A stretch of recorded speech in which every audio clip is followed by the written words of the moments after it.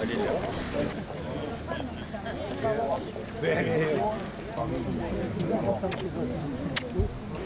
Garde à vous.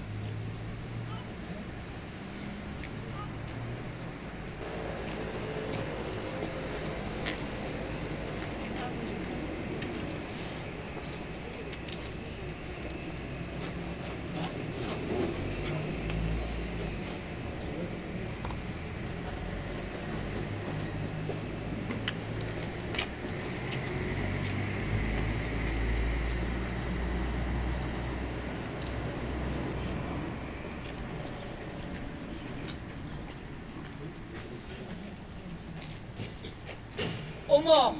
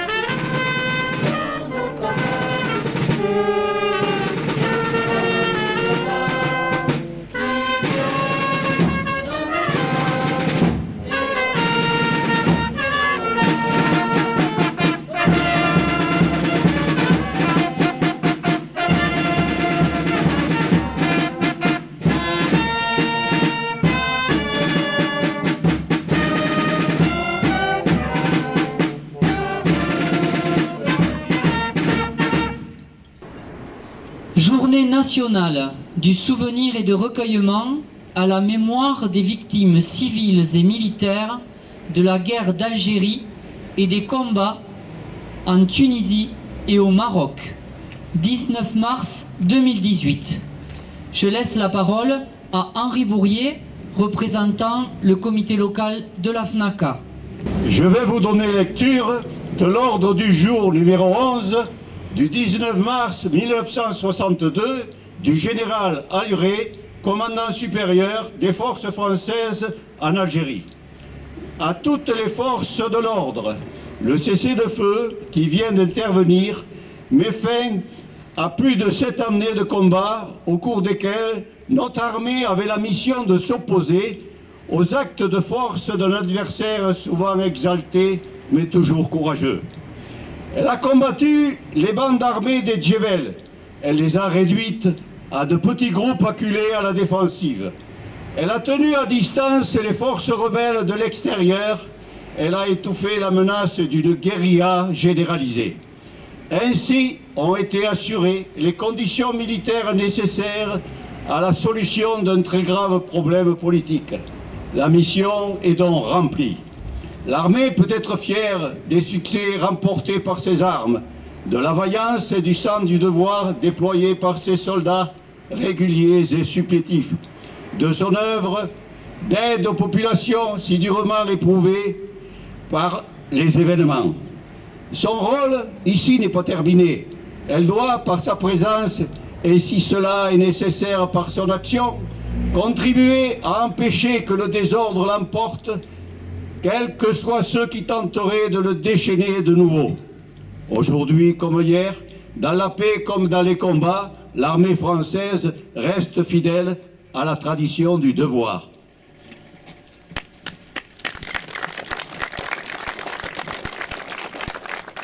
Je laisse la parole à Fernand Cambra, président du comité local de la FNACA.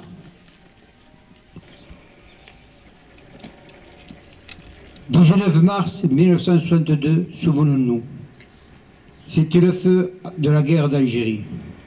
Après 10 années d'indicibles et meurtriers combats en Afrique du Nord, plusieurs centaines de milliers de victimes civiles et militaires. En France, toute une génération sacrifiée, la dernière génération de feu. La plupart ont 20 ans, des lendemains pleins de promesses, jeunesse foudroyée, désarroi triste infini pour leurs parents frappés par le malheur. Dans notre village, nous déplorons et rendons hommage à notre ami Léon Sestournet, mort au combat à la guerre d'Algérie. Délaissés, souvent incompris, voire méprisés, les survivants de ces sombres nord perdurent la mémoire de leurs frères d'armes. Fidèles aux institutions républicaines en toutes circonstances, ils sont morts pour la France. Leur mémoire porte des valeurs. Elle impose le respect d'une histoire écrite avec leur sang. Un héritage à transmettre. 19 mars 1962.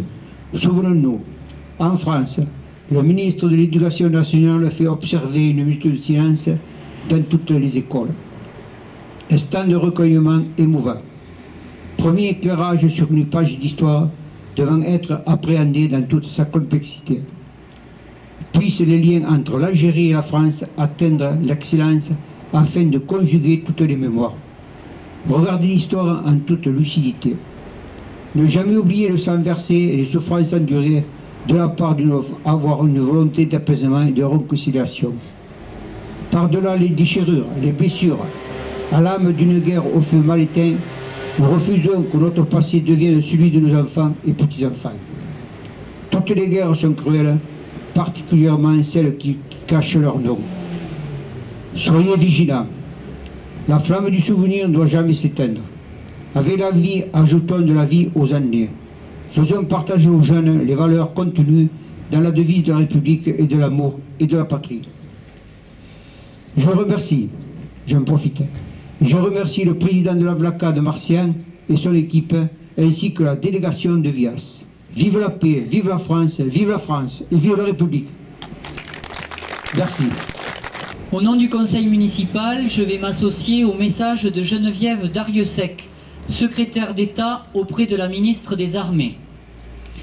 En cette journée nationale, la France rend un hommage solennel à toutes les victimes civiles et militaires de la guerre d'Algérie et des combats en Tunisie et au Maroc. Le cessez-le-feu du 19 mars 1962, issu des accords d'Évian, annonçait la fin prochaine d'une guerre alors sans nom.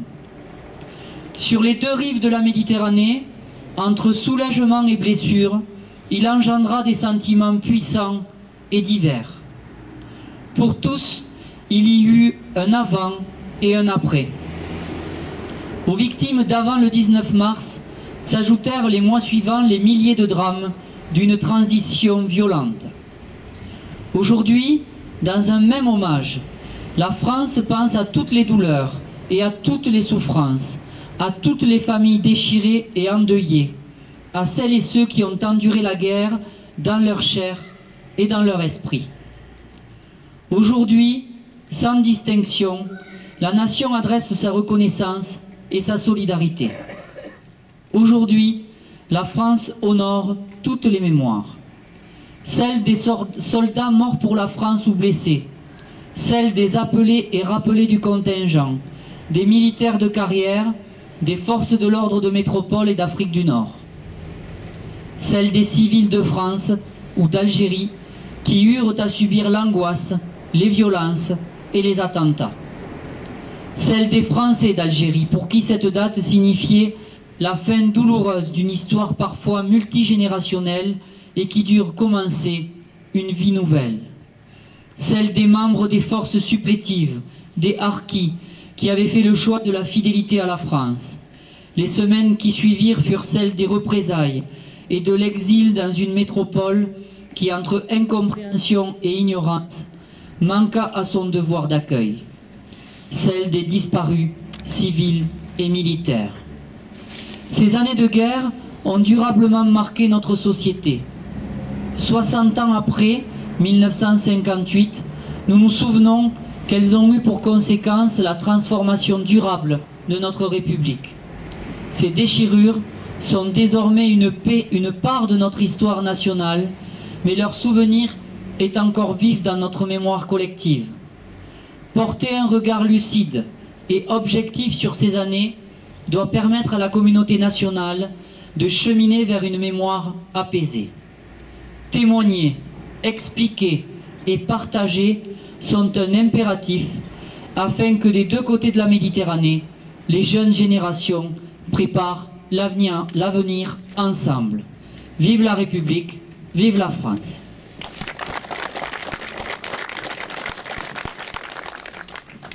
Nous allons maintenant demander à M. Gilbert Schwözer de s'installer à côté de moi. Je vais lire son descriptif avant qu'il ne reçoive une médaille sur le parvis de notre monument du souvenir. Monsieur Schwözer Gilbert, engagé volontaire pour 3 ans à l'époque, affecté à Metz au 7e régiment de génie le 30 novembre 1954. Il sera en mer à compter du 7 octobre 1955. Il a effectué les campagnes de Tunisie du 8 octobre 1955 au 15 février 1957 et la campagne d'Algérie du 16 février 1957 au 11 novembre 1957. Renvoyé dans ses foyers en permission libérale de 17 jours, en novembre 1957, il a été rayé des contrôles du corps le 1er décembre de cette même année. Monsieur Schwözer Gilbert va recevoir la croix du combattant par le président de la FNACA, Monsieur Cambra Fernand. Nous vous laissons vous installer avec la médaille. Allez-y. Le drapeau qui peut se déplacer, le drapeau de la FNACA de Bessan, s'il vous plaît.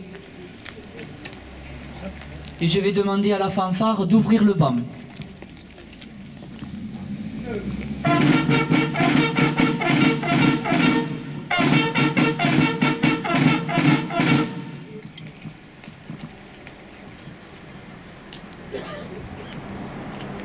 Monsieur Schwözer Gilbert, au nom du ministre des Armées, je te remets la croix du combattant.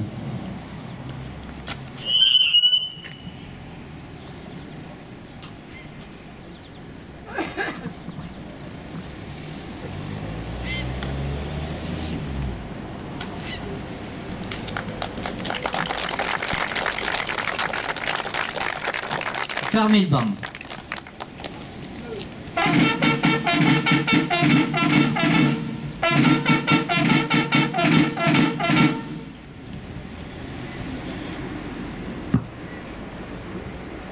Avant d'effectuer les traditionnels serments de main au porte-drapeau que je tiens à remercier, je remercie également toutes les personnes qui se sont associées à cette commémoration du 19 mars, la batterie fanfare départementale des sapeurs-pompiers qui depuis ce matin, je sais, participe à de nombreuses cérémonies, le récipiendaire bien entendu, et l'ensemble donc de toutes les personnes qui se sont associées aujourd'hui, et dire un petit mot parce que cette cérémonie elle est aussi particulière puisque entre guillemets nous inaugurons le nouveau parvis qui a été réalisé autour du monument du souvenir dans le cadre de la restauration progressive de notre centre social qui est situé derrière nous.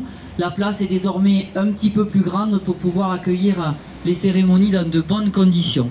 Je tiens à remercier pour cela les services techniques de la ville de Bessan. Nous allons maintenant, je pense, avec une musique de la batterie fanfare, procéder au serment de main. Merci à tous.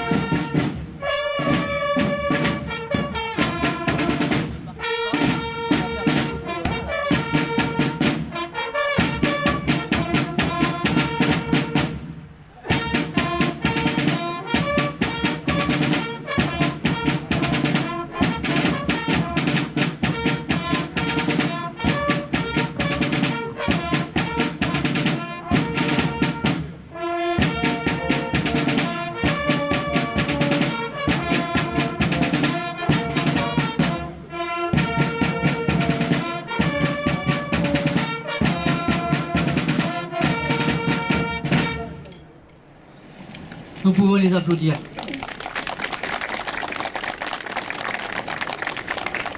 Le cortège va maintenant reprendre le chemin de l'hôtel de ville. Je vais vous quitter parce que je dois assister à une réunion de l'agglomération à Nézignan-l'Évêque dans quelques minutes, mais les élus qui m'accompagnent vont vous ouvrir la salle du conseil municipal et vous offrir le verre de l'amitié.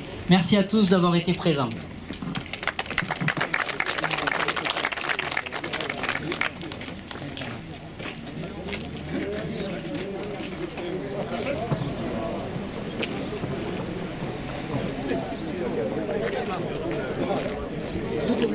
Impeccable, c'est nickel. Et on regarde le style.